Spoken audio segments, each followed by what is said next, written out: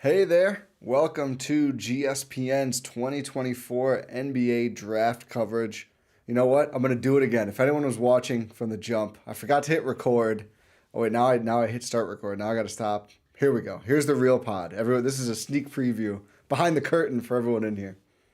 Hey there. Welcome to GSPN's 2024 NBA Draft Show, Day 2. I totally messed up the intro before. It's going to be on the YouTube version, but not the audio version for anyone who wants to check that out. Day 2 of the NBA Draft. This being a 2-day affair has me all over the place, but I'm very glad to be joined by GSPN's Jordan Treske, host of the Win in 6 podcast and the Talk of the Tundra podcast, joining me here for Day 2 as the Bucks have a chance to, I think in a lot of people's eyes, Jordan, salvage the 2024 NBA draft. A lot of people not too fond of the A.J. Johnson selection. I should mention also in my haste, we are presented by Prize Picks, our dear friends. So thank you, Prize Picks, for that. But Jordan, how's it going and where are you at on day 2 here now that we've had, a night to think about it, let it soak in, do more research, etc.? I'm good. I think I'm at a place where the AJ Johnson pick was surprising. It is a little befuddling. Certainly have hope that it can work out. I'm never going to say never on having gone through this before. Just outright saying no, it's not going to work out is, I just think, one too many kind of hill to die on. Obviously, I'm skeptical, but I think it's a healthy skepticism that is just good enough to just have at this moment. But yeah, I think now it's about, as we were talking about last night, just doing the comparison of you kind of take your big swing in the first round and maybe you find someone that's fallen. I mean, we'll get into the names before this kind of starts up here, but maybe you get more of a polished, ready-made player that can help you right away and address a couple more needs on the roster there, which are clear, kind of thing. What about Yeah. yourself? I'm feeling a little bit better about it. I think I kind of am buying into the idea that either there was no one on the board or no one that, or not a different class of player than the Bucks would expect to be on the board here at 33 that was going to really help them in the immediate future anyway. So why not take a swing on a player the front office clearly really likes in AJ Johnson? I would have still rathered someone who could potentially help year one or just getting some picks that you can flip into players who could help obviously in the short term.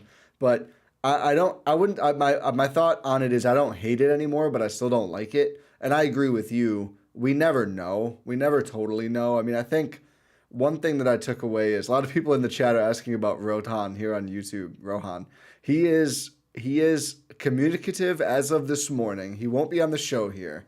I won't say if that's because he had prior engagements or because he just couldn't stand it anymore after Jalen his Green kidnapped him. I'm here to say breaking news. Jalen Green's got him. Rohan will not be on. Rohan couldn't do it. Rohan is locked in a room where no one can talk to him about Jalen Green and who he's friends with and who he's not friends with. But yeah, I think AJ Johnson, I am legitimately intrigued. I think one thing I'm trying to do right now is separate the analysis of the player, the prospect that the Bucks now have from where they were picked in the draft. Because I think it's easy to go bad pick, shouldn't have happened, whatever, and just kind of hate on the guy for that reason. I think it's fair to analyze the pick. I'm not saying you can't do that, but now he's here now, right? Yeah. That's over. What do the Bucks have? What do the Bucks get? I think a pretty intriguing player. I mean, I don't know if you've watched any of the combine stuff. Had some pretty fun plays in the combine. I think he definitely needs to grow and get stronger, and I would imagine he will now. I will say I dug into the NBL numbers, and I'm more concerned with that he didn't get minutes than poor performance in those minutes, because it's just really hard to look good in 4-minute stints, and that's what he had. I mean, he only played double-digit minutes 10 times in his only NBL season. He's only his career high there was 16. They just didn't play him. I think they had some other point guards I heard who came in after him, kind of took up his role. There was a coaching change midseason. We have Jason So Tatum's dad to thank for his yeah, more minutes. Jason Tatum's dad came in and played. So Jalen Green, Jason Tatum, this guy knows people. It's all we're saying. He's got contacts. But yeah, I think I feel like I've come around a little bit. Like I don't think the right thing to look at AJ Johnson is to say, oh, he scored 2.9 points per game and shot 29% from three. He sucks. I think the correct take is like, okay, it's concerning he couldn't play at all more. I mean, he didn't play a ton under Jason Tatum's dad either. That's not great. Like I'm not saying, oh, he's an A+ prospect because it wasn't fair to him. I don't think it's good, but I also don't think it's truly indicative of where he's at as a player right now necessarily. Yeah, I think that's all fair. And even before the NBL and before he joined the Next Stars program, just digging into like his background, and it's really like, and this is just be kind of the environment that prospects grow up into, is that when you get really good, you almost become a pro before you actually are one. You know what I mean? You're jumping from prep academies, you're jumping to Donda Academy. You join that up, that closes. You have to go to another school. You go to a college, decommit from there because another guy, Ron Holland, was going to go to Texas too. He decommits. So it's like that is just kind of what basketball is now. Yeah, And it's it's a mess. really It's a mess all over the place now it at this yeah. level. And it's just hard to really, I think for a guy like AJ Johnson, when he's so physically clear, I mean, he had a like a near foot growth spurt Yeah. in 2020. So what, between sophomore and junior year, I think that is for him, maybe freshman and sophomore year. And you're just trying to find the ideal setting to develop, and you're kind of like taking these leaps and bounds to becoming, no, I want to go to the pro, I want to make the NBA, I want to make it as, you want to make money, you want to do all these things, and it's like you're a teenager, and that's where it's like really hard. It's a very extreme example compared to a lot of the prospects that we're talking about this class, even going back to like more established, like not that I'm calling him a Wembenyama, but like a guy that's so physically gifted, but just has to grow into his body and know how to play basketball at the same time. Those are not easy things to accomplish when you're a teenager. You know what I mean? No. So I think Especially not like Wemby, like the whole thing was about him. Most guys aren't. I mean, it kind of reminds me of Marjan's story in a way. Like you end up yes, going from program, and we don't know. All we see on these things is usually like, was here for a year, was there for a year. You don't know what the other recruit situation was, what the coaching situation was. I mean, these kids now in the prep and at the college/semi-pro level. I mean, NBL is just pro level, I guess. Like there's all these other changes that it's really hard to stay attuned to. So I'm what I'm most excited about now is just to see him like in summer league, to see him whether it's the G League preseason, like against real competition in more minutes because we have no real I think analysis to go off, especially statistically, right? And summer league's not going to be preseason's not going to be like if he plays a lot in the G League, that'll tell us a lot I think about like him as a shooter right now because he just again like I just can't look at 7 minutes, 12 minutes, 8 minutes and go, oh yeah, this is the kind of shooter he is. I think the tape, of course, you could study, and people who know more than us certainly have their questions about if he's going to be pro ready anytime soon.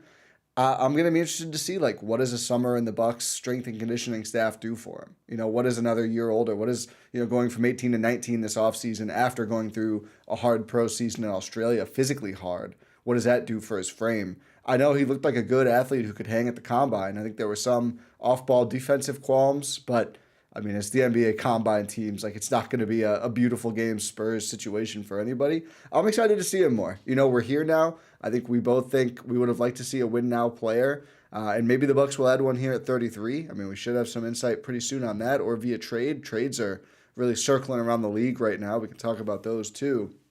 My guy, Jalen McDaniels, going to Sacramento for Davion Mitchell and Sasha Veznikov in a salary dump.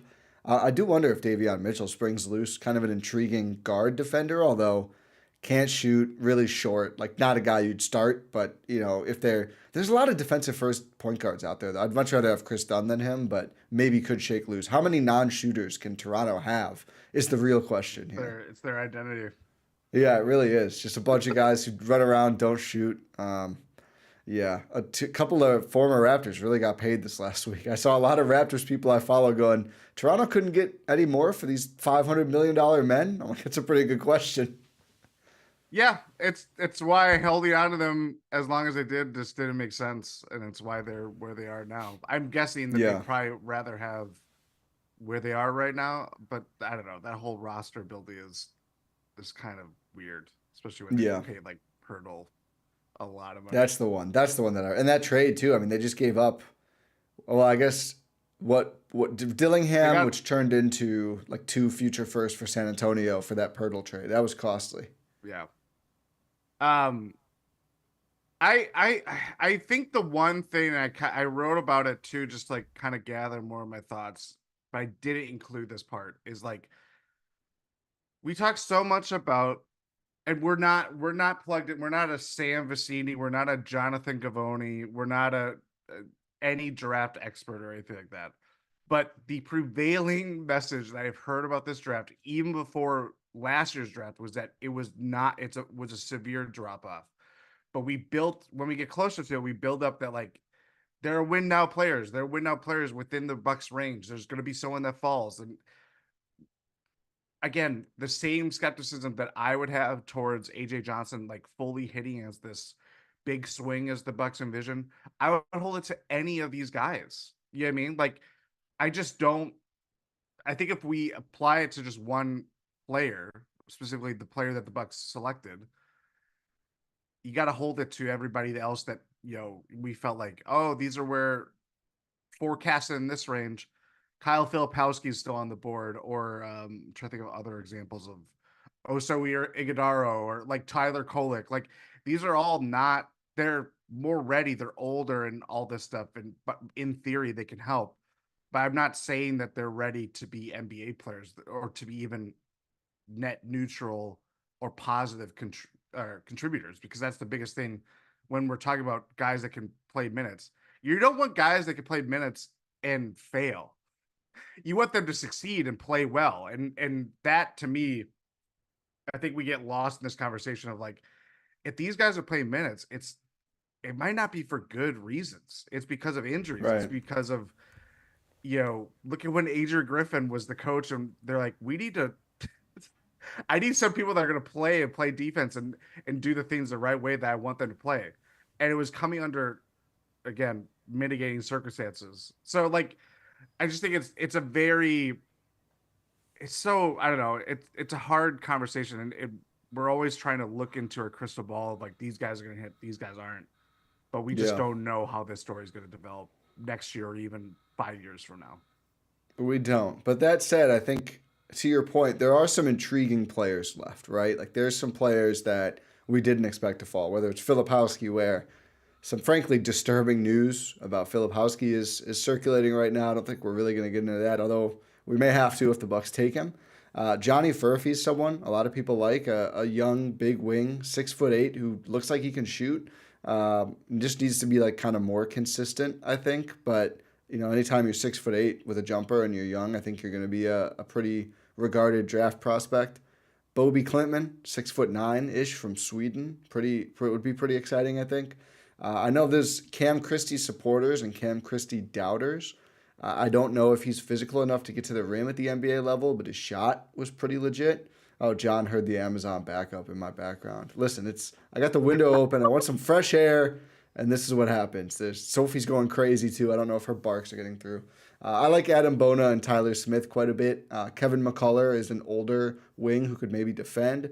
Jonathan Mogbo, to get back to the KOC comps, he's like a non-shooting, big defender, 6'6" with a 7'2" wingspan, finisher, on-ball defense, playmaker, really intriguing player. KOC says shades of Ben Simmons if he were a hooper. That's so dangerous. That's such a good player, KOC. Come on. That's dangerous. Yeah, Um, it's uh Ben Simmons. I cannot. I was reading after the Nets made their big trade with uh Mikal Bridges, and I was like, oh yeah, he's on their team. Oh, he's making a lot of money. yeah, 40 It's million expiring. not Could a be a great buyout. situation there. No. Who do you like most out of who's left here? Pell Larson, I didn't mention. Kind of an intriguing comp to Grayson Allen guy out of Arizona. Although some people like Kashad Johnson, I think, also out of Arizona better. I I was gonna say, I mean, bigs are just kind of where I targeted this draft, and a lot of Yeah. the more interesting ones are obviously selected. I know more about Oso Iguodaro than most, but just because of proximity and watching Marquette, I would be very confused by it, even though I like some things of his skill set.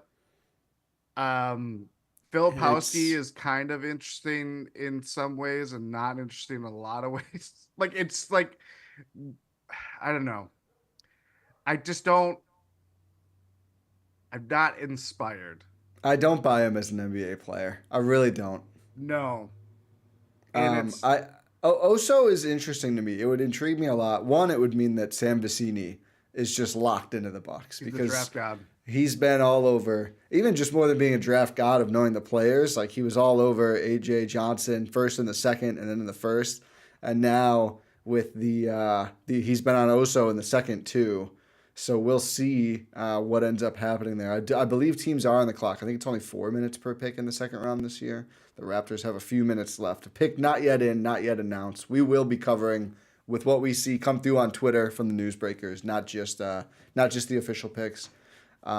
But also, it would just intrigue me a lot, right? Like he's a smaller, big, kind of a playmaking hub guy. I think the shooting is a little more questionable with him, if I'm correct. I did not Very. watch him as much as you did. So obviously, I think if that was there, maybe he's gone by this point, right? That's probably why he's available. But 6'9", 6'11" wingspan, kind of a tweener big, but I do like the playmaking. I don't know. He's a better defender than a Mamu kind of player, right? Like not a ball Yes. handler as much, but more of a short role playmaker, versatile defender. That is an interesting player. Yes, and I think that to me is like you kind of have this half court hub screen setting guy that can play well with, say if it's Dame, say if it's Chris.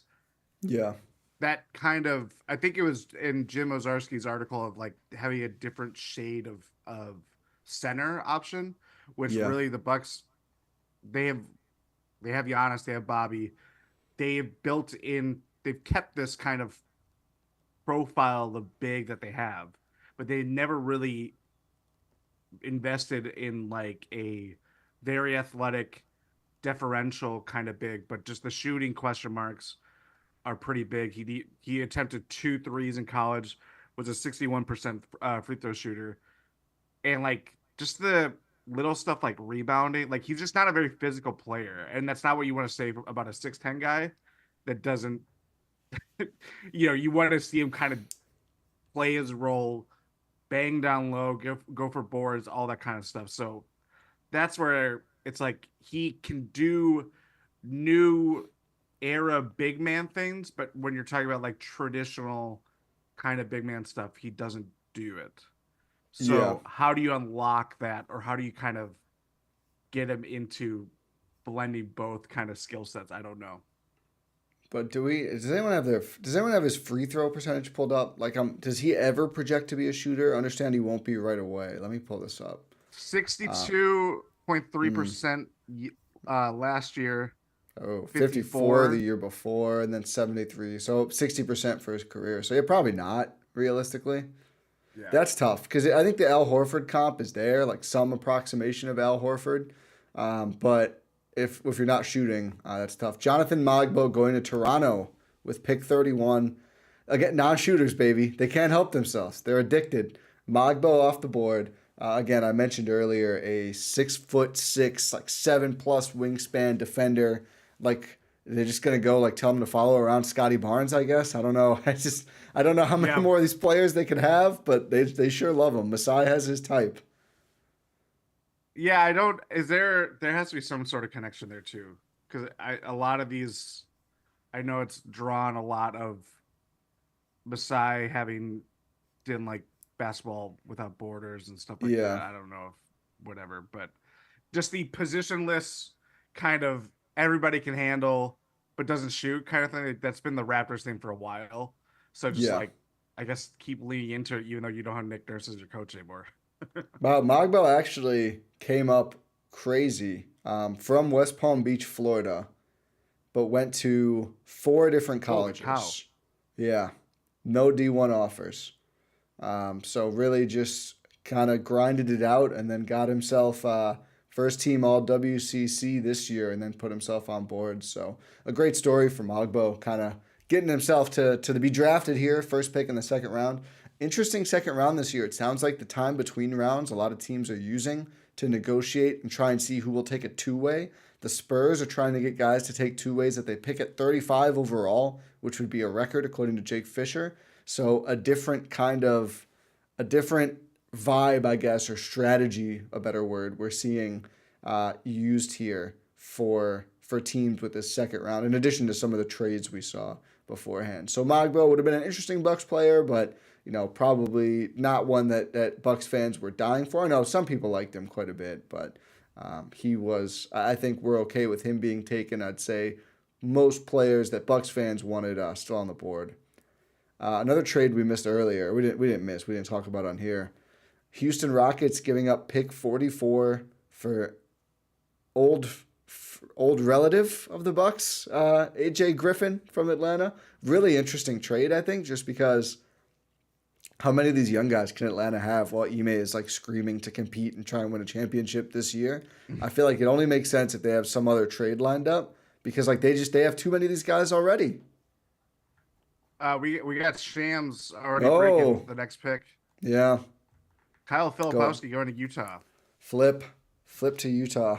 So we're on the clock. Does that relieve you?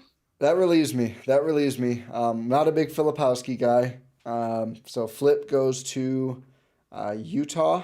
I heard in that story earlier there was a Mormon connection, and I'm just going to leave that right there. That is right.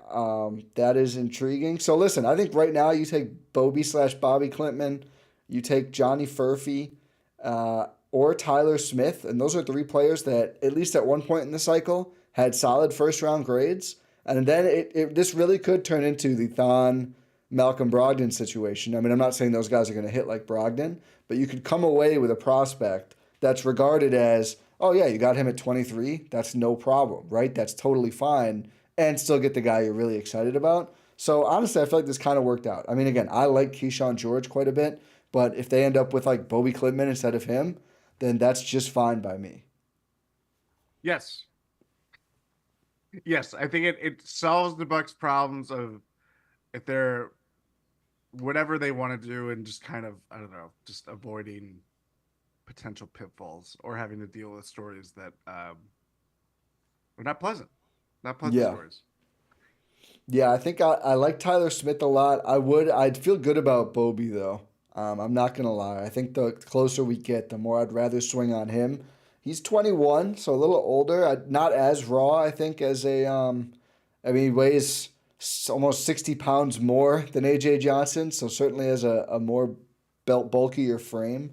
But 6'8" with a 6'11" wingspan, I mean, that's the Derrick Jones Jr. matrix that I've been talking about for weeks. He would fit in there really well. Still needs to get stronger and a little quicker, but hopefully would be able to kind of do that with the Bucks. I mean, some of these guys, it seems like they take a hit for not being, initiators, and that to me, I'm always like, that's fine. The Bucks can gather as much of those guys. That's not an issue. We have the initiators at the moment. It's everything else. Can you defend? Can you cover ground? Navigate screens and just knock down some catch and shoot threes. So Bobby would be interesting. Tyler Smith would be very interesting. And then Adam Bono would be just a whole different kind of backup center. Then I'd start to wonder, are one of the bigs on the move? Because I really don't see him playing at all year one if they're keeping Bobby and Brooke. But, I mean, they also took A.J. Johnson in the first round, so maybe that's just not an issue for Milwaukee. Yeah. I don't know. There's just always a surprise, though. And maybe yesterday was the only surprise that we'll have, but you never know. I mean, is Oso even a surprise anymore if they took him? Probably not, just because I guess when someone kind of forecasts it, you kind of already kind of live with that reality. Yeah. You know what I mean? But I don't know. Someone in the chat here is advocating for Harrison Ingram, the forward out of North Carolina, 6'5" height, 7-foot wingspan, shot the three ball well, good rebounder, good passer. Yeah, I mean that's an interesting player. Again, can't create space off the dribble. We do not care. We don't need you to do that, buddy. The shooting seems like it's more of a question mark, and his rim shooting wasn't great, so that's a little more concerning. But he did pull up the 3-point shooting this year, and there is going to be more open space at the rim for players in Milwaukee than there ever was at their colleges or other teams. Yes. Did Woj just clock out for the second round? I don't know. That is the maybe he's on. Is he Oh, on the but broadcast? I'm not. Shams is too. I wonder if he's That got is someone, true. or is he? No, he's not on it. He's just tweeting the links. I don't He's see him at the sequestered to desk. his little Yeah, cubby hole. yeah, he's not at the desk here.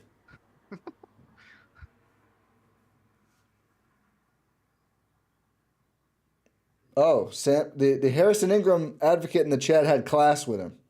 He's bigger than 6'5". Source, I had class with him. Oh, Is he 6'5" and a third? That's what the Ringer Draft guy says. 6'5.3". Woj is on the broadcast. Okay, so he just took himself out of the tweet game. He said, you know what? Don't care. The anticipation is building. We had 2 picks back to back, and now it's just like long gap. yeah. Is there a trade being deduced? I said I wanted to end the day yesterday with Lou Dort. Oh, Rohan retweeted the pod. Rohan's up and at him. Yeah, we have signs of life. The Bucks must be getting more of the front office's kids in arrangement. They're looking for some kid right now. Yeah, they're looking for. Hey, who did announce it yesterday? Let's come over to the where'd your phone. daughter go? We're gonna miss the pick.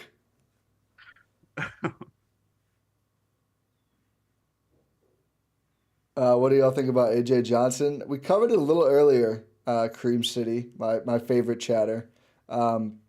Seeing more of the vision, I'd say, since the reaction last night. Good pick, in theory. I mean, everything's in theory.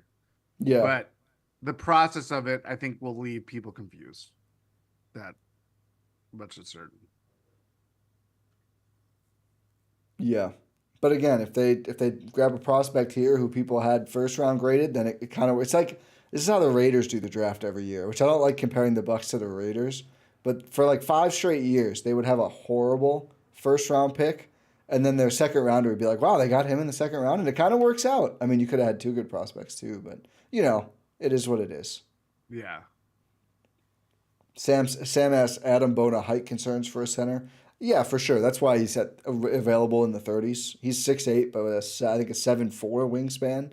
So, the hope is he can play above his height. I think who's the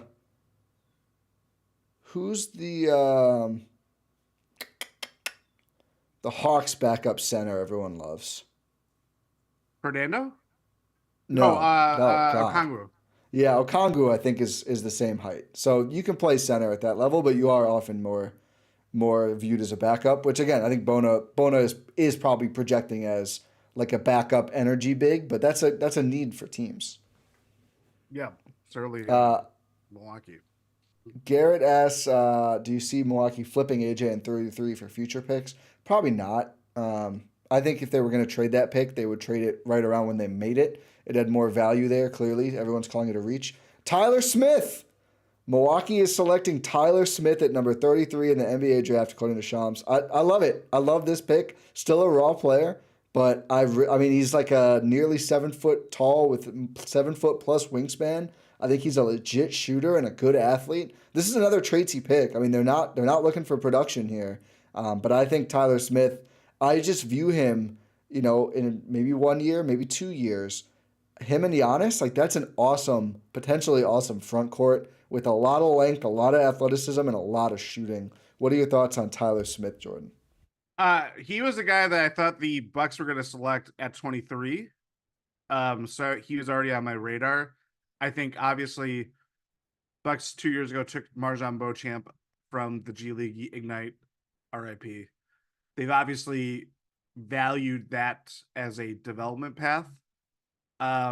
It's hard not to be intrigued by the size, the shooting, the athletic ability that he has, even as, again, another kind of project in terms of just getting the smaller things done.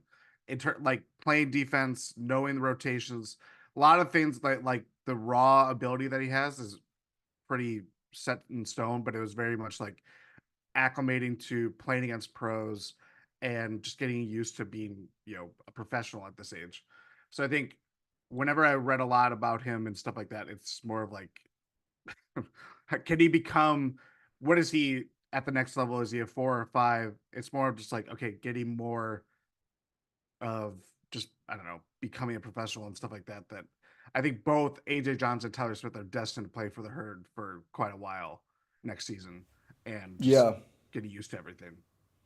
Yeah, I think Smith for me, that's why I really like him for the Bucks in particular, because you can kind of say I think 4.5s can work better in Milwaukee. Like if Bobby Portis had maintained his knockdown shooting, like the he and Giannis lineups just can work, right? Because you have that weak side protection, you have Giannis to like make up for so much in the half court that you're not as worried if Tyler Smith can't play the traditional five. And maybe someday he gets there. I don't know. He certainly has the size to do it. He just hasn't yet. He's kind of, not been quite shifty enough to be a great wing defender, not been quite stout enough to defend the rim. So you've got to work that out. But if he is going to play with Brook Lopez for a year, that's an excellent mentor. And obviously, everyone coming in is trying to learn as much as they can from Giannis.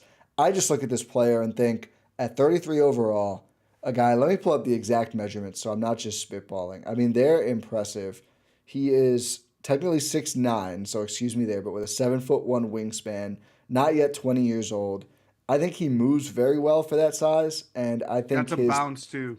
I think his 3-point shot is legit. So I am really excited about this pick. I mean, this is a guy I wouldn't have been mad if they took him in the first round. And as we've kind of been discussing, like I don't want to say it makes up for, but it makes the overall draft package look a lot better, I think, from an outsider perspective to see the Bucks come away with players who you pretty much saw going two players in that range at least, even if the order is different. So that is nice to see. I want to pull up here his agility scores just to see if I can put some data to the idea that he's a pretty good athlete, which maybe I Eric can't. Dame tweeting last night, the Bucks took the 13th youngest prospect in this draft. Today they take the 15th youngest prospect in Tyler Smith. Obviously, and then just goes into like, stats and playing for the Ignite. 38-inch vertical. I think too, like I know we talk about Brooke and kind of the future 5 scenario, but I do see a lot of like the Bobby.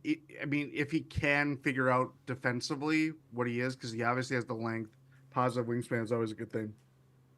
But if he is very fleet of foot and can kind of be more of a versatile defender, I think that kind of solves the Bobby scenario, especially when he's got his own contract stuff coming up too. I believe next year he has a player option, if Yeah, it's memory looking for an serves. extension now, and Jim Ozarski reported the Bucks have not moved to potentially give him that extension, which we'll see how interesting that situation gets over the next year or so. But yeah, I'm a big fan of this pick. I mean, there's certainly questions about his defense. I'm not going to say he's going to come in and be a great defender. I think he probably needs some seasoning at the G League level too. We'll see how the rest of the roster shakes out as well. I mean, if Brooke and Bobby are still around, then certainly I think he's going to play more in the G League. Because as we've talked about with every big player, there's only so many minutes for bigs to go around. For the testing for speed, his 3-quarter sprint, this is Tyler Smith. He was faster than Kel'el Ware. He had 3.28 seconds. He was faster than Keyshawn George, actually, in that particular metric as well. Faster than Saloon. Where he really shined was the lane agility time, which I believe that's more of kind of quickness, like moving cuts, things like that. He had the 6th fastest out of players who tested lane agility time, and actually was 0.02 seconds faster than AJ Johnson, his new teammate. So I think moves well That's for a wild. big man. Yeah, that is wild. I'm just really, again, it's like, and I saw Seeks, a good friend of the show, put in the chat, like, and we've made this point a few times, the Ignite were just a mess, so it's just hard to Yes. evaluate the tape. But when you look at this guy, I just see someone who's that big, who moves that well, who seems like a legit shooter, who's not coming in with like glaring injury flags, which it feels like a lot of players who hit the first couple of things, often that brings them down.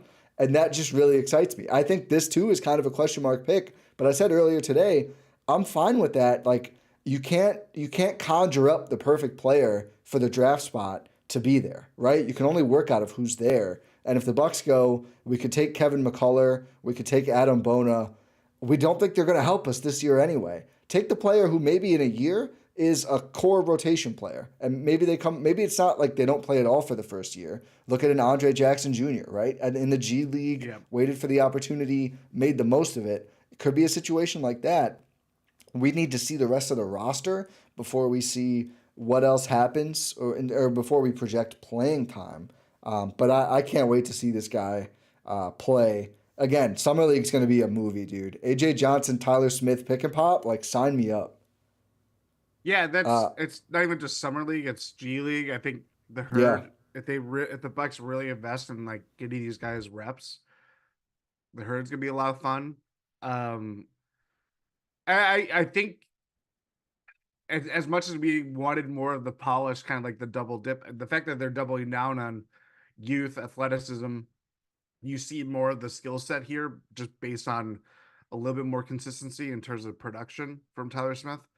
But if you're gonna go down that route, the Bucks have to have everything in place so these guys can succeed and develop, because you can't just do these kind of not swing for the fences for both, but like just to actualize these guys' yeah, potential. You know what I mean? yeah. You got to put the work in for sure. Yeah. Um, but I mean, yeah, this is the criticisms have been like we don't have enough athletes, we don't have enough size.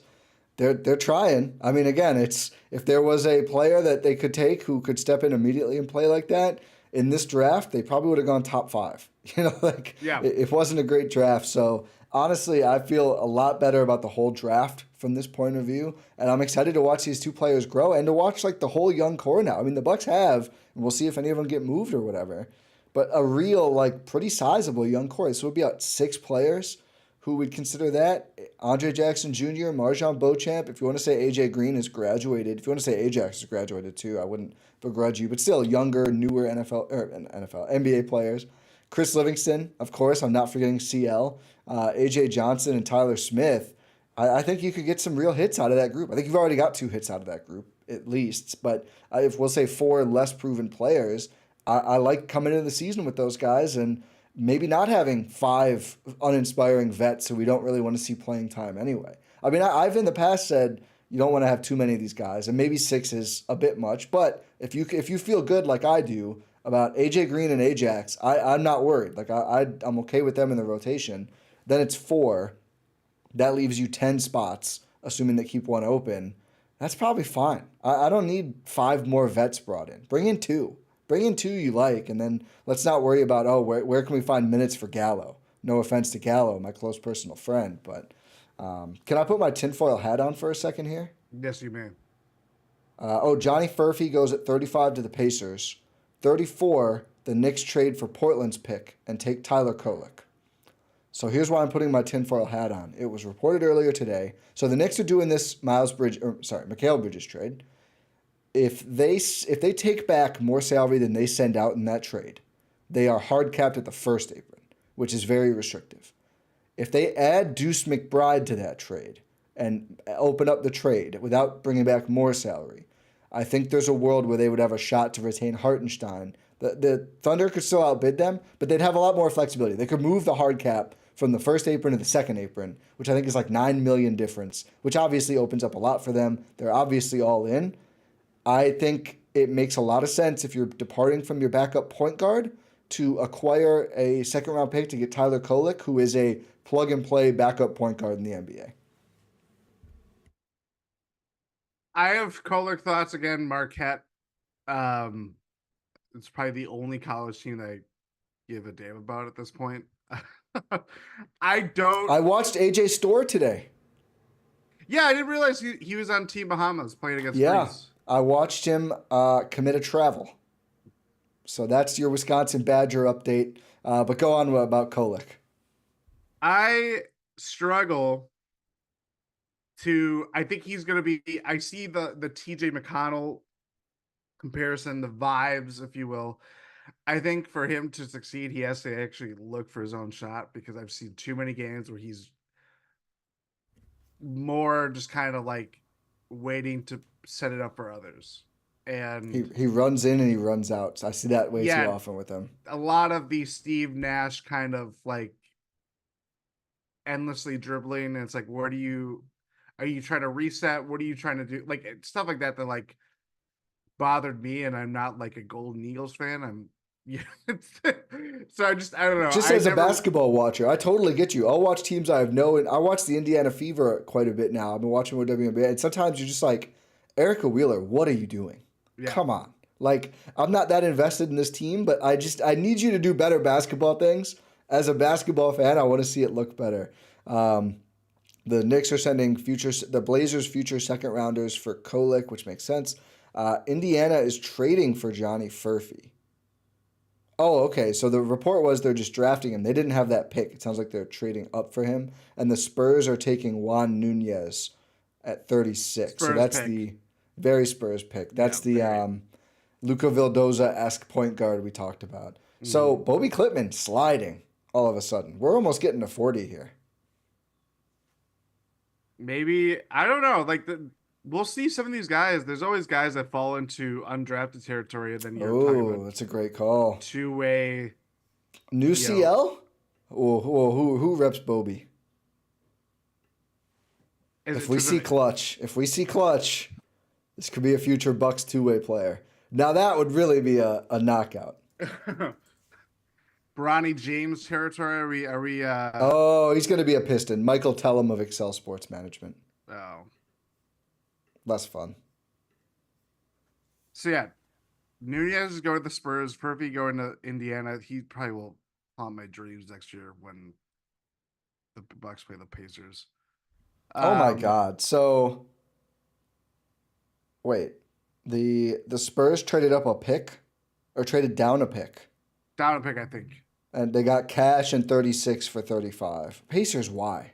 That's so. I guess who cares if Herb Simon wants to pony up some dough? Hall of Let him. Famer, Yeah, Hall so of Fame weird. owner. That shouldn't exist. I wonder if Uh, that's like a draft spot two-way thing. 'Cause the report was the Spurs wanted to two-way their player, so I'm assuming they're going to try and two-way Juan Nunez here. I mean, Interesting. there's no payment to draft spot in the second round, so it doesn't really matter. But whatever. The Bobby slide continues. Who else? Adam Bona slide continues. I Bona, mean, imagine if the Bucks traded back in Gianaro. to take another project. Horst is like, I don't know what you people are talking. I love this draft. Who is it? I have to see the best available guys. Who are the best Yeah, available number guys? one on ESPN right now is Bobby. Cam Christie out of Minnesota, the pure shooter, who there's concerns about other things, but someone's going to take him in at least the 40s. Bona, Justin Edwards out of Kentucky, 6'6", kind of CL-ish and just, toolsy wildcat wing. I think he played more, but just didn't get to show very much. AJ Mitchell, the combo guard out of Santa Barbara, UC Santa Barbara, who I've seen comp to Andrew Nemhard, which seems ambitious. And of course, Ulrich Chomsky, the John Hammond player. Wait, where's the Magic? Did the Magic have a second round pick? Can we pencil that in now? Um, this is unrelated to anything that we're talking about, but I Scotty love it. Barnes was apparently at Jonathan Mogbo's draft party, so you can kind of tell where he was going to go. I guess That is, that it might be the benefit of having a draft party for the second round and yeah. knowing that it's going to be a day after, unless if you're going to get traded, I guess. I mean, this guy probably is known for a long time Yeah. that he's going to be that pick. Next up is, I believe, the Wolves, if they still have this pick. Um, The Magic are at 47, just so you know. Ulrich Floor. I'm trying to think of who are the other one. There, I feel like there's another guy that was kind of falling. Oh, I'm on the mock draft. I just scrolled down to 52 and saw AJ Johnson here from Kevin O'Connor. Whoops. Are you thinking of Bronny James, little known prospect? Oh, Bobby just got picked by the Pistons. Oh, I like that. There you Good for go. Detroit. Detroit coming over with Ron Holland and Bobby Klintman is a fun draft. Did I miss a pick? Did they take someone else too? I don't think so. Because we were at 36 with that confusing Yeah, swap I don't between. think they had I don't think they had a second first. Yeah.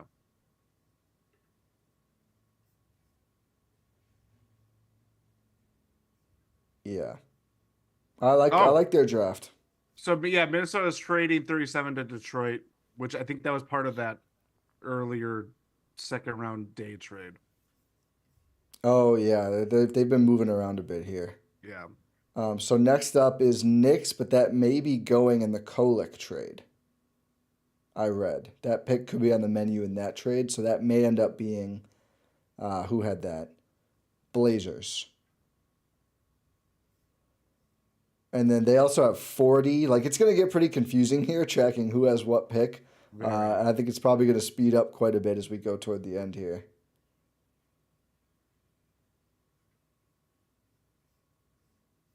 Now the real intrigue left is, well, I guess Bobby was I think the biggest faller, so that's over now. Yeah. Where does Bronny go? Of course, it's going to be a talking point. And then there's still some other players I'm interested in. The Arizona guys, Jamal Shed, the defensive-minded point guard, the Yes. winner. I like him a lot. He was kind of someone that intrigued me if they went big for the first rounder and maybe they were higher Yeah, on him just to like give some more perimeter defense, try to bottle up some of the Javon Carter, pick him up 94 feet kind of archetype. yeah. An I don't interesting know. player I've looked a little bit into, Nikola Jurisic, I believe. Basically got to flourish after Topic left Mega Basket, which Topic probably shouldn't have done because he really struggled at Red Star. I think it hurt his stock. But kind of an intriguing bigger wing who's ranked like in the 50s, who I think is probably worth a flyer. I like Pell Larson too. So yeah, I think there's still some players. Kevin McCullough, I think some contender will want to grab him at some point. But yeah, Seeks, I've seen criticisms of the Pistons for taking a non-shooting wing. I just like I don't care about my crap roster if I'm the new Pistons GM. Ron Holland, I think, is an elite They don't prospect, have and a I love that coach. flyer. They do not have a coach. Like That's not ideal. I think just you're still in talent Yeah, mode, and obviously I know what it does it mean for Kate Cunningham, who is extended or eligible for an extension. yeah, That's a thorny issue right there, and I would certainly understand if he has some gripes about how his time has gone in Detroit. But you still have to assemble talent. Like I yeah, know, yeah, that team is it's just still kind of course correcting after how bad they were last year. yeah. Giannis had a post about Greece. It's been a long time since we danced together. A nice pic of him and Kostas together in the starting lineup. He played well, by the way. Your Giannis update, his first return to live action since he went out against Boston months ago. He had 14 points, shot 5 of 6 from 2, made 4 of his 6 free throws, 5 rebounds, 1 assist, 1 steal in just under 15 minutes. So already back to scoring a point per minute. The Greek coach had good things to say about him. So Giannis looking good, which none of this truly matters without that. So great news from afar, and can't wait to watch him in the qualifiers. We should get a Giannis versus Luka game in the coming days, which will be pretty exciting. Oh yeah, that's right. Yeah, because oh yeah, I forgot about that. But Slovenia has to qualify too. Yeah, no, it's gonna be pretty intense. Yeah, I like the Bobby pick quite a bit. Bill Walton, who rest in peace, is Tyler Smith's biggest drawback is toughness and intensity. Having flashbacks to DJ Wilson. If DJ Wilson was bigger, longer, and could shoot, I think he would have worked out. I would love it if Tyler Smith was a dirty work grinder player too. But again, if he did those things at that frame well already, he's not available here. Like I'm willing to just take the swing and see if it works out. And even if he's just a finesse player, here's a comp that's irresponsible. I'm not comparing them as player skills. I'm just saying this kind of player has really worked in the league. Michael Porter Jr. as a comp and just play style. If that's all he ends up like, big guy shoots a bunch, hard to guard because he's tall. That's a pretty damn good player for Denver. I am not saying Tyler Smith is going to be as good as Michael Porter Jr. He's probably will make better decisions, at least off the court. But I think that prototype of player can work. Just like the size of it all is a big differentiator. But yeah, I Uh, totally see the comp. Jared Dubin he has this like athletic similarity test score, Yeah. and then he compares it to how other past draft prospects have compared to Tyler Smith's most similar draft prospect based on his athletic similarity score is Aaron Gordon. Wow. So really athletic, even more than I guess we were billing him for. Because obviously Aaron Gordon jumps out of the gym. OKC traded back into the second round to get AJ Mitchell at 38. Hmm. They had sent Lindy Waters to Golden State for like a pick in the 50s, and I heard they were trying to move up, so I'm guessing they moved that pick up and probably sent more future picks. Cash. The Knicks received cash. I wonder if they got a pick too. We'll see. But yeah, I am. I don't know what Tyler Smith is going to be yet positionally exactly. For me, this one was always all about like, yeah, I'll take a swing on a guy that big who looks like he can really shoot and moves well. He's not a stiff. This is not, no offense to him, this is not Dragonbender, my former close personal friend, Herd alum. We don't talk What? anymore. And it's like I think DJ Wilson, I can understand the kind of similar archetype, but DJ was not. He was a very fluid athlete, but he was not like bounce out of the gym kind of guy. Yeah, I No, mean, I'm excited to watch this guy. I feel like this Ignite team was so bad for all of these guys.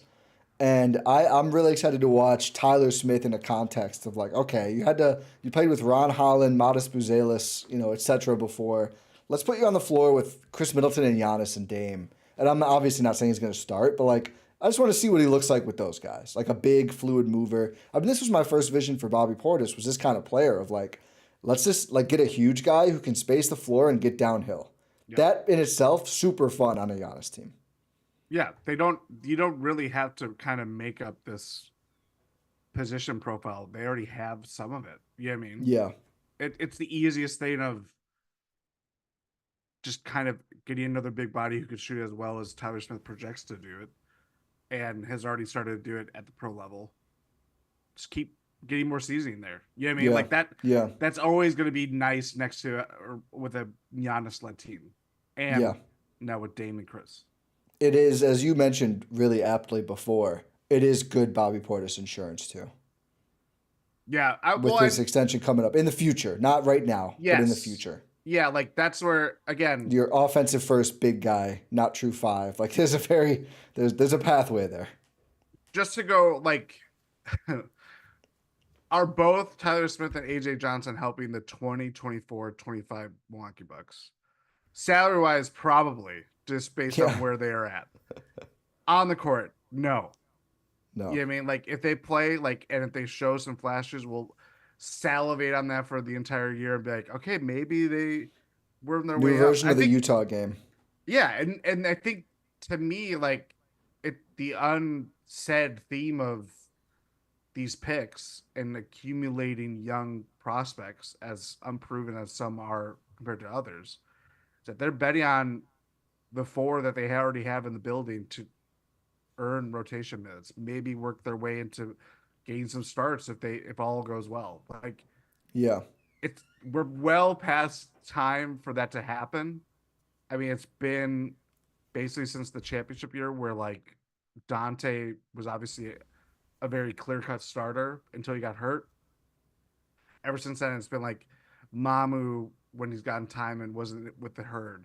Marjan getting occasional run under Bud and a little bit under Griffin. Ajax obviously kind of showing more signs of life. AJ Green doing similar things and obviously undrafted too. So he's his own success story in that Yeah. sense.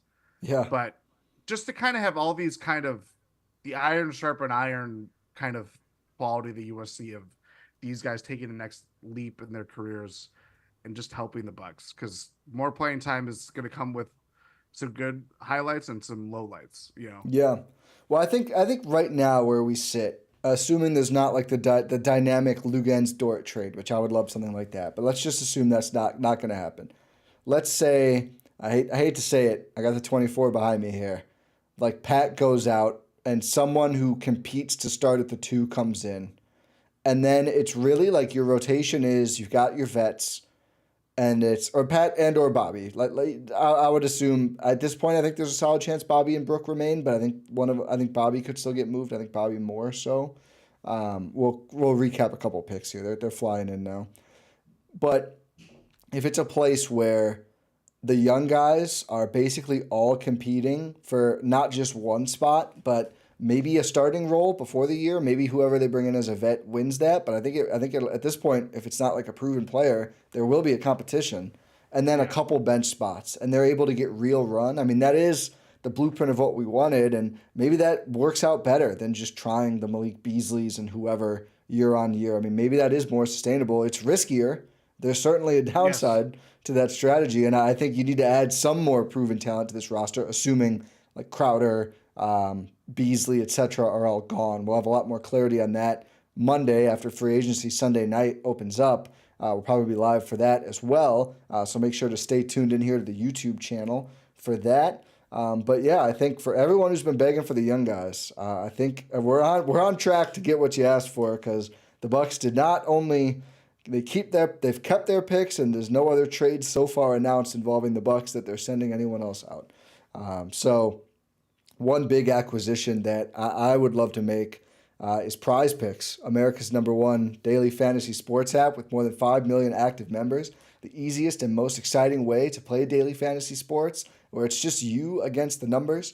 All you do is pick more or less on 2 to 6 player stat projections and watch the winnings roll in, where you can win up to 100 times your money. And if you're looking for promotions, Prize Picks has got you covered every week, from lowering select players' stat projections on Tuesdays to help your lineup hit, or getting your entry fees back if you have a losing lineup on Fridays. Prize Picks is the way to go. And the NBA Finals are over, but hoops action doesn't stop on Prize Picks. Women's basketball is heating up. Stars like Caitlin Clark and Angel Reese making names for themselves, had a great game against each other within the last week. You can watch the greats like Asia Wilson, and you can win big cash watching them ball out. I always like Caitlin Clark more than points and assists, because she's always racking up both, as she now runs more of the Fever offense. And I like Brianna Stewart more than points, whatever it is, because Stewie is a bucket. Download the Prize Picks app today and use code BLUEWIRE for a first deposit match up to $100. That's code EUROSTEP. Excuse me. You could use both, really. But use code EUROSTEP on Prize Picks for a first deposit match up to $100. Pick more, pick less. It's that easy. All right, let's recap some picks. Memphis is targeting Jalen Wells at 39. Woj woke up from his nap and is doing this again now. 38 is AJ Mitchell to OKC, which they traded with from the Knicks. They traded 40. So the Thunder got 52 for Lindy Waters. They moved up from 52 to 40, and then from 40 to 38 to get AJ Mitchell. So the Knicks, I think, are back on the clock. And then we actually didn't miss that many, because 37 was Detroit, Bobby Klitman. Man, this happens every year, and the guys don't always pan out. But right now, at this moment, it feels like great value for Detroit. I don't know too much about Jalen Wells, to be honest with you. Me neither. I cannot. I will not hide my lack of knowledge of Jalen Wells. And is he outside of KOC's? Oh no, wow, he's 37 in KOC's mock. So right on schedule here. Comp to Corey Kispert. Knockdown shooter out of Washington State. Interesting. Yeah. So that's a fun player for Memphis. They could always use more shooting. Space the floor for Zach Edey a little bit. Rich Paul is reportedly telling teams who are potentially interested in selecting Bronny James that his client will play in Australia next season if they pick him. Wait, except for a certain team? I would say it's except for a certain team. Except for a certain team that is the 55th pick, maybe? I think so. Unless maybe the Suns draft him, and that seemed like that was okay at the time. I don't know. Yeah. Not really shocked. We have a new story from Eric Name on the picks. The Bucks have decided to lean into a youth movement. He's shocked. puts extraordinary pressure on Jon Horst to find players who can make an impact with veteran minimum contracts. I think that is definitely true. Yes. No additional insight though on if the Bucks. I didn't hear much about the Bucks working out Tyler Smith or anything like that. I Mark hope. Spears actually he has a profile on Tyler Smith and included that he had worked out for the Bucks and the Nuggets. So he was one of the kind of the cluster of bigs that Yeah, trying to presumably go in wants that to get late to it. first range. Yeah. Yes. Yeah. Oso Iguodaro to the Suns at pick 40. You know, I like Interesting. that fit. I like that fit actually quite a bit. Oh, Bud Space is the gonna have floor. fun with him. Yeah, kind of a little floor spacer. Let him distribute in the short roll. That's a fun result for Oso and a nice pickup for the Suns, who are looking to just add just guys who can play ball, right, on very cheap contracts. That's their whole thing. Yeah. I think they probably found one in Oso. That feels like a nice fit for both players. The Marquette man, I think, will have a chance to really contribute in year one, which is fun for him. I think their only true big on the roster was Nurkic. Yeah, because Eubanks passed, and then who else did they I have? mean, if I wouldn't really count Kevin Wayne Durant, but of course he's there. Do you count Bull? Oh, no, I don't. I think he's more of a 3 than a 5. They have. Oh, he's on a two-way. Udoka Azubuike. Oh yeah, Jazz bust. They picked him with someone really good on the clock, like really good. I forget. Let me look up who this was. Yeah, I think that's all their centers, or I Oh, guess next pick was bigs. Jaden McDaniels, and then 2 after was Desmond Bain. So yeah, that one Oof, hurts if you're oof. Utah. Yeah, they don't have much bigs. Thad Young expiring is kind of a center at this point, but not didn't play much there. And then yeah, Eubanks is gone. The Suns. Wait, what's going on? Does Roach have this backwards? Knicks are trading 40 to Phoenix, and then Phoenix are gonna take Iguodaro. Yeah, he said the Suns are trading the Knicks 51 and 56. Oh yeah, that's correct. I'm stupid. Yeah. So the Suns get no, that doesn't make sense. No, yes it does. So the Suns give up some of their second round depth to go get Oso. Intriguing. So it seemed like they were going to take multiple players. I guess they liked Iguodaro more than trying to take those multiple flyers. Yeah, 2 of the last 6, 7 picks in the draft. Going. I can't. I don't think the Knicks. The Knicks might stash guys there. I have to imagine their roster's getting pretty full, but it is nice to use that second round pick exemption on guys. I wonder if we'll see the full 4 year deal like CL or Ajax for Tyler Smith Tyler here. Smith. Ooh, yeah, I didn't think about that. I mean, we've seen them go that way. We've seen that wasn't well, obviously Mommy was on a two-way. Yeah, Who was the? I guess Wara and that was Merrill pre. were like the 2 year. That was before you could do the 4 year because it Yeah, changed in the last CBA. So I mean, I think hey, if you're going for the developmental thing, I mean, I think Ajax's deal, which is looking like a great steal, it's like 2 years guaranteed, 2 years non-guaranteed, all at the minimum. I mean, if yeah, you can do that with Tyler Smith too, that's you want the long control. I mean, that's the upside is if you hit on some of these guys, it makes it tremendously easier to build out the rest of your roster and like duck the second apron and things like that. But AJ Johnson, there's no real intrigue. There's a rookie scale, so we'll know. We already know his number. I know it's on Frank Madden's cap sheet what he's gonna make. It's pretty low overall because he's late in the first, but it's more than yeah. vet minimum for sure. Let me pull it up here.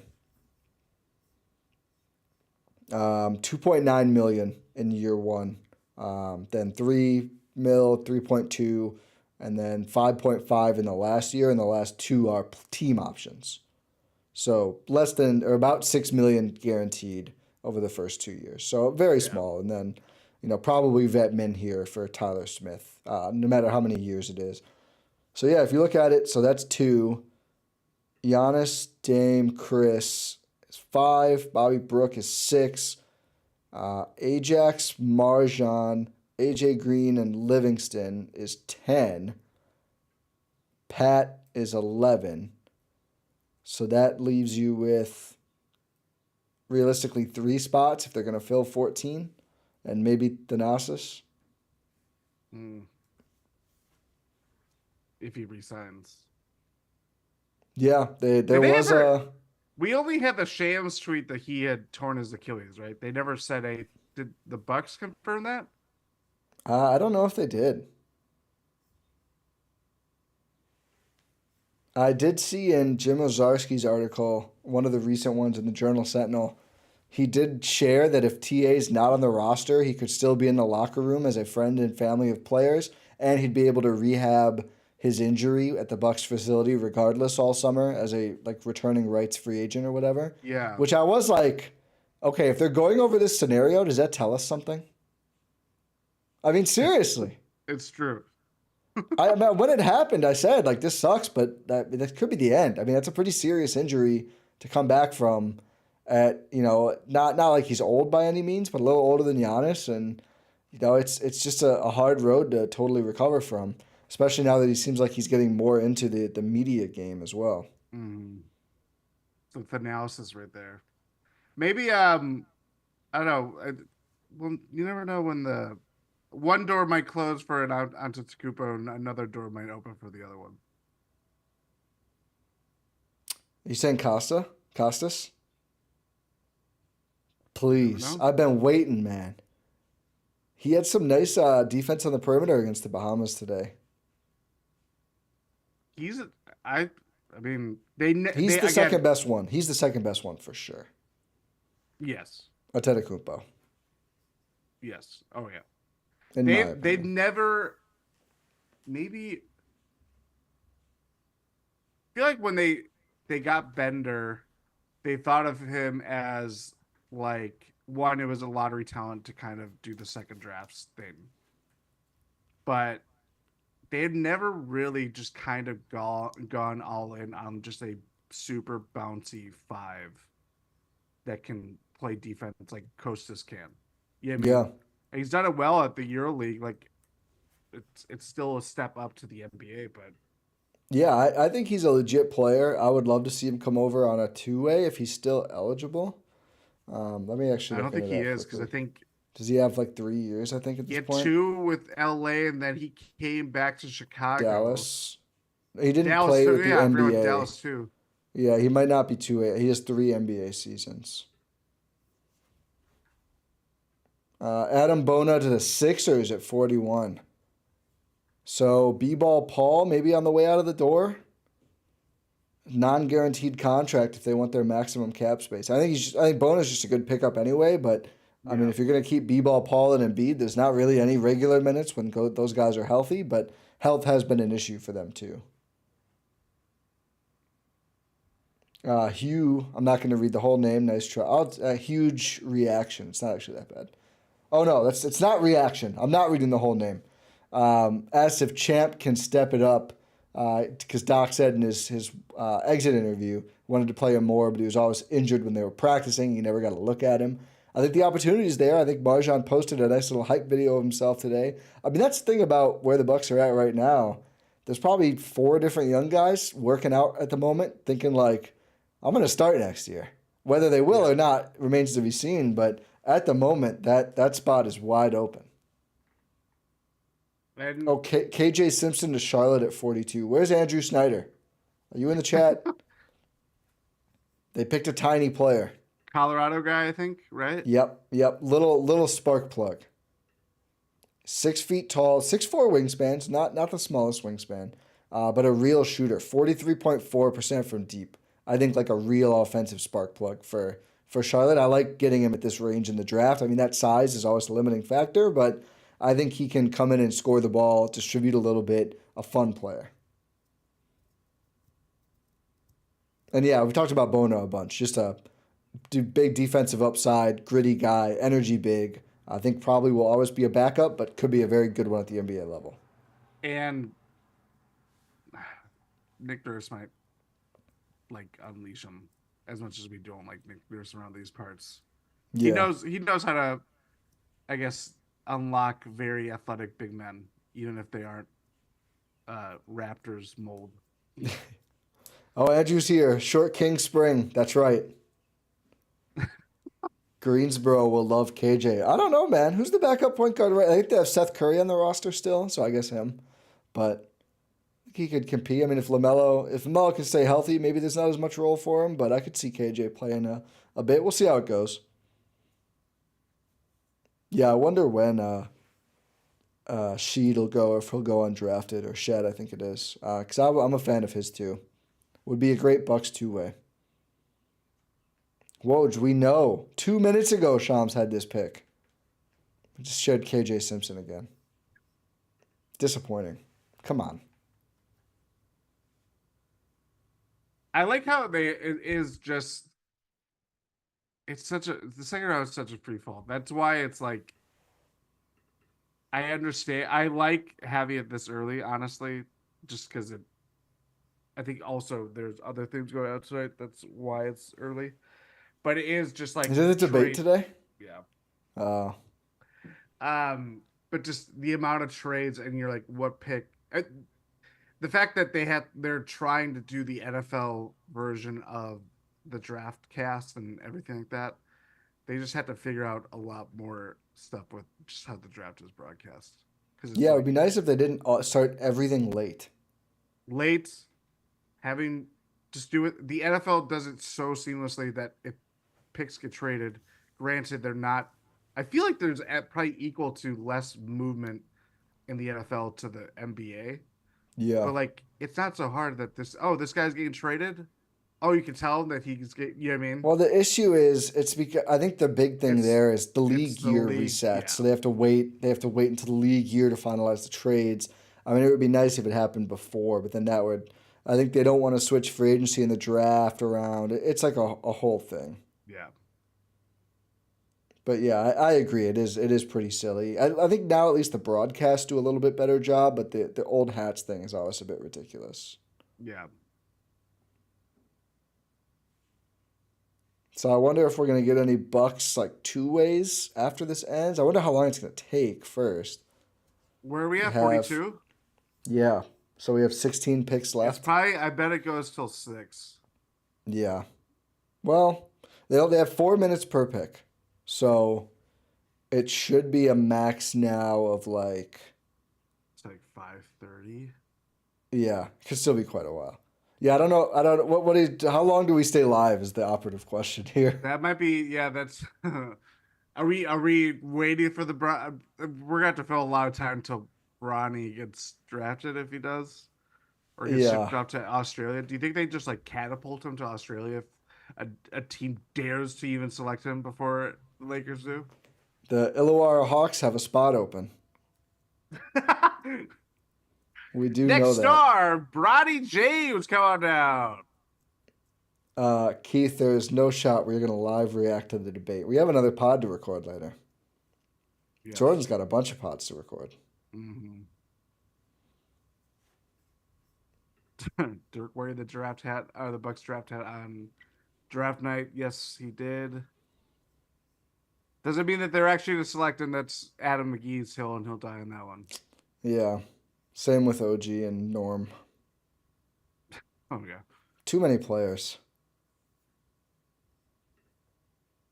So who do we have up here? If it hasn't been traded, it's Miami. Oh, I think the Ringer is the one updating them all right away.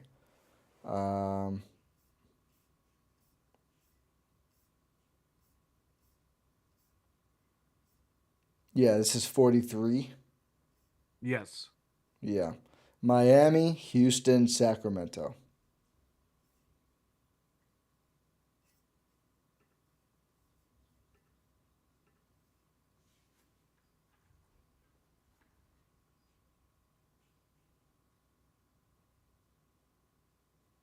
Let's see, did Dame post about any of these? Dame posted about 3 other drafted players, but not AJ Johnson. I was like, come on, Dame.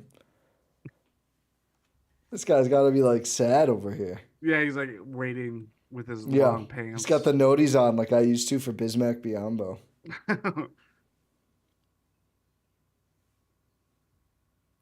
Oh, this is Zach Lowe. Just plugging his podcast. It's been 4 minutes. Give me a pick. I wonder if there's a trade or something happening here.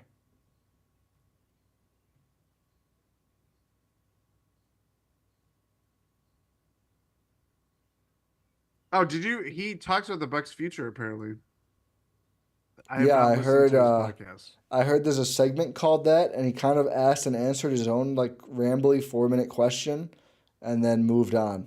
And Cavoni or whoever didn't even get to speak to it. Miami takes Yursurich or whatever it is, Nikola from Mega Mm. Basket, who I talked about earlier. Very Heat prospect.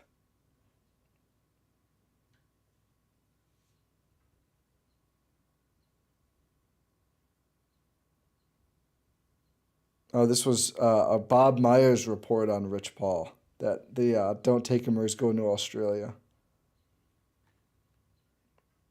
Oh wait, Atlanta came up and got him. Atlanta's getting Yursurich. Oh, Urisic probably.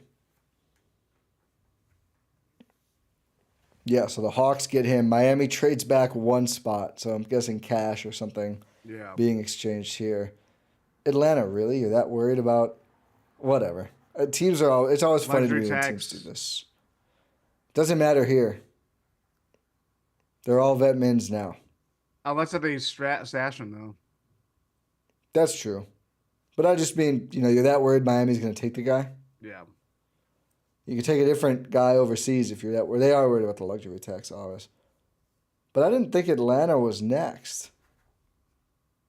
They were because of the AJ Griffin trade.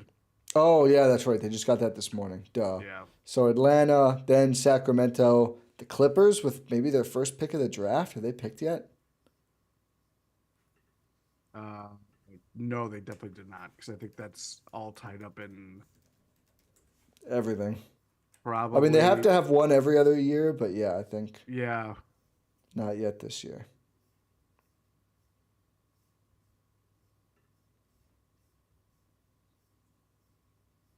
Yeah, no. Interesting. Yeah, Atlanta and Miami flipped 43 and 44. Yeah, Shams is giving Woj some work tonight. Not a good showing for Adrian. Rich Paul's in Woj's ear saying that if make making his message clear, don't draft Bronny James, please. I'll go to Siberia. That's where LaMelo went, and it kind of worked out for him. That is true. Miran Fader's new book comes out pretty soon, I think. Pell Larson to Miami, another very Miami feeling player. I like Larson. I think it's a good pickup for them here at 44. Arizona? Yeah.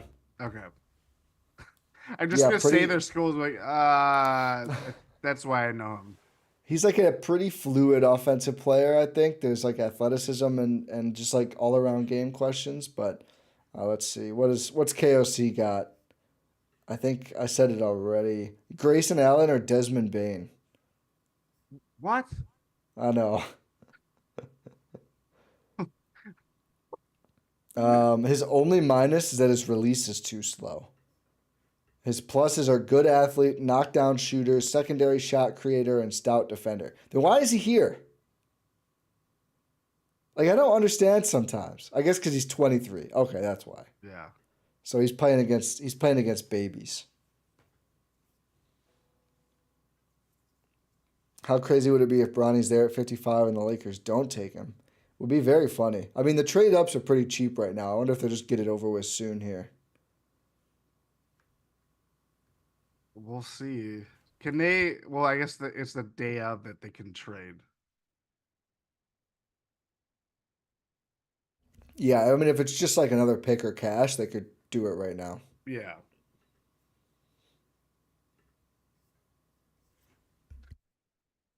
The current sliders are Cam Christie, the Minnesota shooter, and then Kevin McCullough, the old wing out of Kansas. Two of the big ones. What is he? Yeah, he's not going to play summer league, I think, even. So it kind of makes sense that he's slipping and sliding here. Yeah. Yeah, I find it unlikely the Bucks get another pick in this draft. I mean, at a certain point, it's like, okay, the whole thing can't be a young core. I'd be very shocked if it was. Yeah,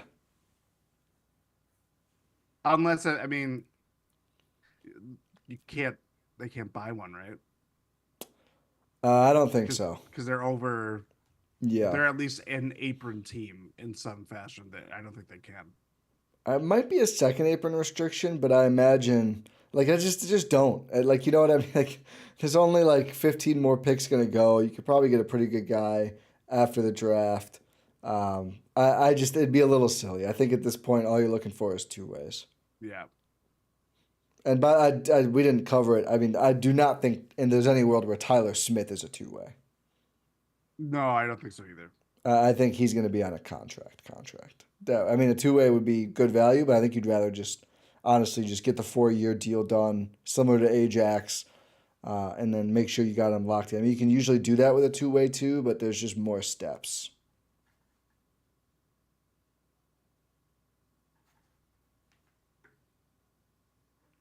Do you see Horst trading Bobby, Brook, or Pat? I feel like Brook is now the least likely. Yeah, they don't have. Where's the next or the heir apparent? They haven't. I don't view Tyler Smith that right now, or if he ever will be. No, yeah, not as a center. But they don't have any like significant resource to get another big. Yeah, Bobby, you still. I mean, as much as people go in and out of, you still need him if you want to contend for a title. Until you get, if you package, that's where I don't see them being able to package both him and Pat and getting a meaningful upgrade. yeah. I think it would be Because more about a fit upgrade. fit upgrade for Like, sure. can you turn Bobby into a player at the two who's maybe not better than him, but is going to fit in better with the rest of the team? Then I think that's interesting. We'll see. I don't know what that would look like. I mean, it's easy to say that, but you can't just fuse him into a different player. Mm. Um, so I'm not. I think Bobby is more likely. I think Pat is probably most likely out of Yeah, the three especially now with vets. the surplus of wings that you're gonna Yeah, try to bet on, hitting and getting playing time towards if they, it's gonna be a quiet free agency, that's for sure. I think Outside, you look for one big swing there. yeah, I was gonna say outside of the kind of fifth starter kind of Yeah, mold, whether Gary that Harris, is baby. who Gary Harris. I wouldn't mind that.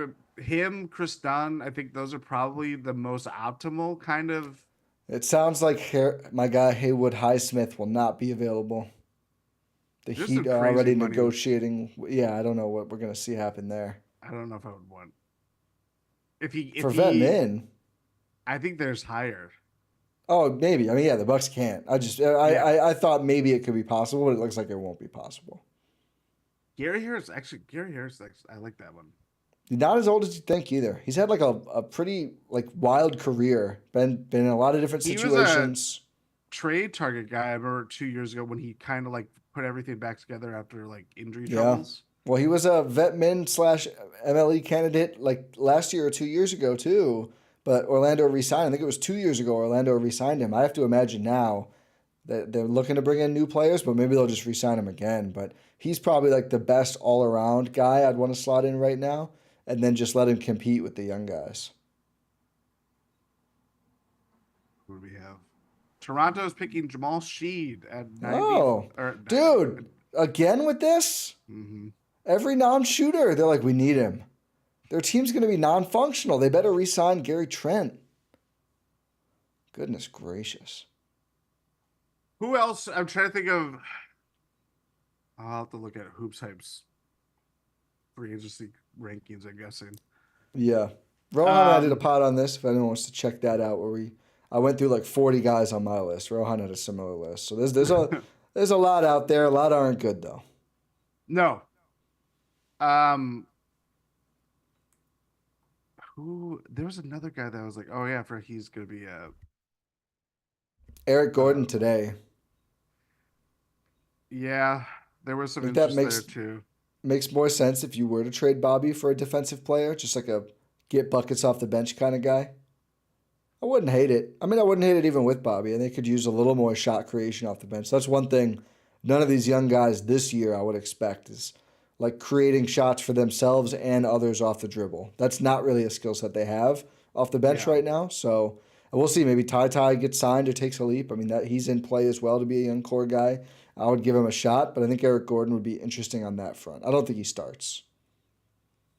No, I think, especially after going through the Malik Beasley experience, I think Yeah, not another player like that, please. they probably want to make sure that they do not go down the same road.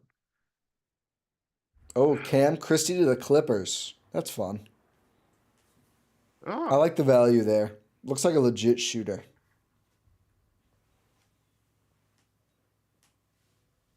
yeah, these free agents are. Yeah. Oh, I got an idea. yes. How about this? We do our Bronny James analysis. We do our undrafted free agent analysis if we have the news while we record our GSPN After Dark, GSPN Premium Member Only episode later this evening. So we're going to do draft grades for every team later on tonight. This is only for our GSPN Premium subscribers. So go to gspn.info.com or gspn.substack.com. They're the same place. $8 and you can get the premium episode every week, which is only for subscribers, plus commercial-free versions of all our other sports pods. And we will talk about the Bucks two ways they'll probably sign after the draft. We'll talk about Bronny. We'll grade every team's drafts. Bucks are shooting up my list. I love their draft now. They're not going to be not making an A, but I'm higher on it now at least. But what do you think about that, Jordan? Instead of just sitting here going, "Oh, this let's guy," yeah. having Bob Myers feed another Bronny James will work at Kohl's if he gets selected by the Clippers. Bronny James is starting a podcast feed right now. He's uploading the trailer. He will start podcasting if you take him, and we don't want him there. All right, let's do it. Let's call this one. We'll get this up on audio for everyone to hear our Tyler Smith thoughts and other draft thoughts, and then we will reconvene this evening with some more of our pals and talk even more about the NBA draft. So again, make sure gspn.info or gspn.substack.com to check out. Make sure you're subscribed. You can get that episode when it drops and much more of our bonus content. Jordan's writing. He put out an article today about the draft or late yesterday. Another article earlier about Jabari Parker, who I think about all the time, unironically, and how that could have gone. So, yeah, let's do that. That's a good plan. Thank you, everyone, for watching live on YouTube. There's still 80 people in here, which is incredible to me because we haven't. This is Sickos Hour. This is our people, though. Thanks for following along. Please subscribe if you haven't already. Like, rate, review, all those things. If you're listening on audio, thank you for listening on audio. Same deal. Appreciate it. Pod random. And we will talk to you actually very soon for those draft grades on GSPN Premium, GSPN After Dark.